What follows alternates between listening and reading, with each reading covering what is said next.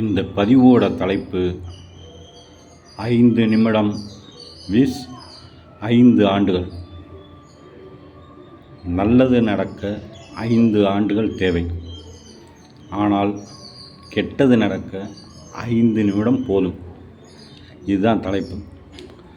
நான் ஒரு சமூக மனிதனா, பொறுப்புள்ள மனிதனா, என்னுடைய மனசில் பட்ட கருத்துக்களை நான் சொல்லணும்னு ஆசைப்பட்றேன்.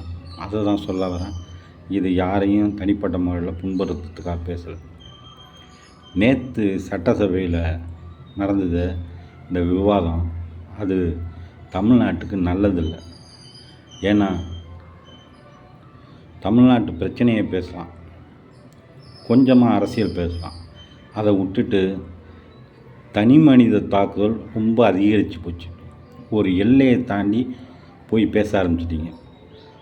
அதை விட்டுடுங்க.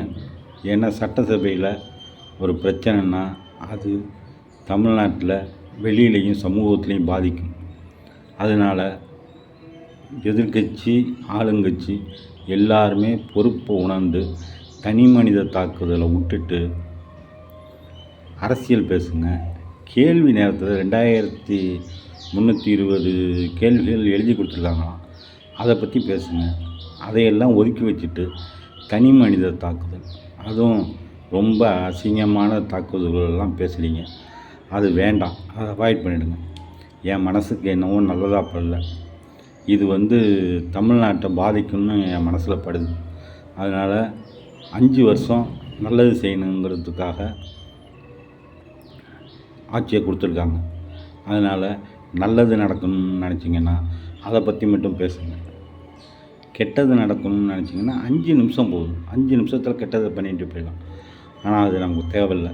தமிழ்நாடு நல்லா வளர்ச்சி அடையணும், அதை நோக்கி நம்ம போகணும்.